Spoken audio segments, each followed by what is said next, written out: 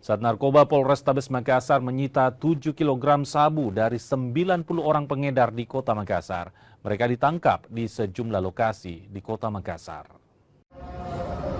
Saat Narkoba Polrestabes Makassar menangkap 90 orang pelaku penyalahgunaan narkotika selama kurun waktu 2 bulan terakhir. Dari puluhan pelaku tersebut, beberapa diantaranya masih di bawah umur. Dari tangan para tersangka, polisi menyita narkoba jenis sabu seberat 7 kg lebih, 1 kg ganja kering, 185 gram tembakau sintetis, dan 30 pil ekstasi yang nilainya mencapai 12 miliar rupiah.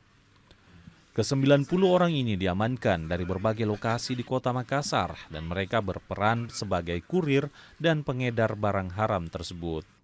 Sebenarnya yang lain ada juga, tapi banyak yang pengguna dan juga ada yang pengedar, tapi dari yang saya hanya sebagai kurir, ya.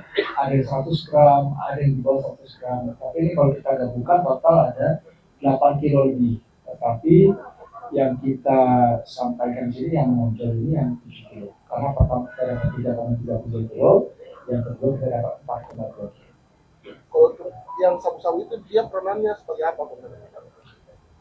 Kalau dikategorikan dalam undang-undangnya dia sebagai pengedar, ya, tetapi perannya di situ dia sebagai kurir yang menyampaikan dari si pengedar inti, maksudnya itu kepada si pengguna.